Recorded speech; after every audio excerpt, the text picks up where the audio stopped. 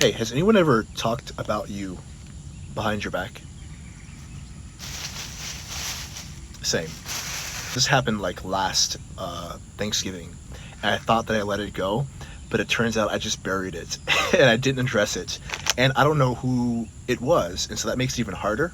And I don't know. I know people would say, "Oh, by the way, these are twist and shouts."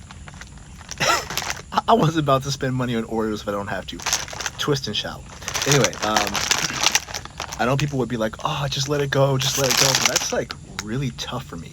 That's very tough for me because I care about what people think about me. You probably understand why it's not a good thing to care about people's opinions, but to me, that's like my kryptonite.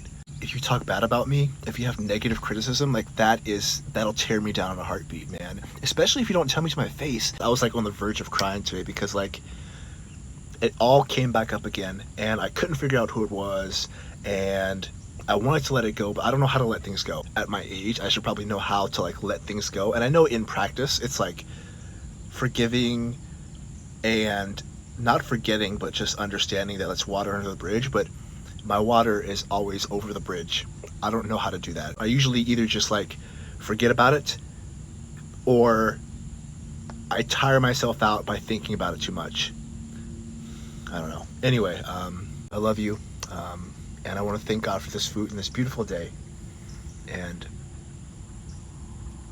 don't tire yourself out. If you got to cry it out, if you got to talk it out, eventually you got to let it go. And I don't know how to do it, but maybe you do. Or maybe you know someone who's done it in the past. Or maybe you can talk to someone who can give you some advice. But the more that you practice it, the easier life will be. I promise you. And the easier life will be for me because I'm still hurting and I'm no closer to the truth. Bye-bye.